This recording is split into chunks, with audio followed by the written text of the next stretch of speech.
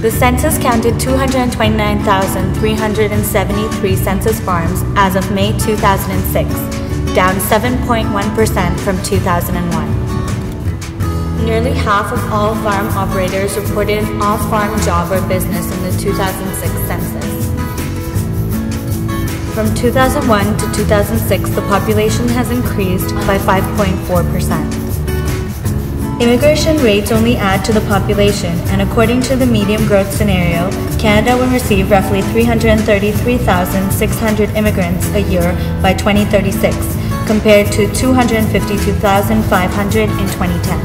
The projection for Ontario's population would increase from nearly 13.1 million in 2010 to 16.1 million in 2036, or even 19.4 million. And all these Canadians have shifted towards a diet which includes more fruits and vegetables. The total fresh vegetable intake reached a record 40.7 kgs per person in 2009, higher than the 5-year average of 38.6 kgs per person. People are now a part of the awareness age, and they question where this food is coming from.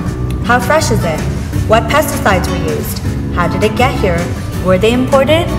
They get here from farms in Canada and around the world, which increase fuel usage and carbon emissions. With farmers depleting, population growing, all these questions, and pollution, there's definitely a strain.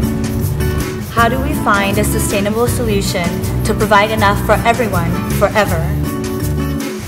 Urban farming! On a personal level, urban backyard gardens are plots around homes including balconies, decks, and rooftops. To make this a family activity, try urban farming at schools. This is also another way to get parents and teachers to get together. Urban farming at schools is also a great way for children to get their food education, which are great life skills that they can pass on to their children and grandchildren. On the community level, rooftops work perfectly. They typically comprise at least 30% of a city's total land area. If just 1% of Toronto's land area were green, the city would reduce greenhouse gas by 2.18 tons a year. Food production on those rooftops would create 5.5 million worth of locally produced food and vegetables. Urban farming is definitely picking up all around the globe. In Havana, Cuba, half the vegetables consumed are grown in the city's farms and gardens. In Santa Cruz, California, the Homeless Garden Project provided 12,250 hours of employment to homeless people. And Russians have used idle and provincial land in urban areas to create a new production system.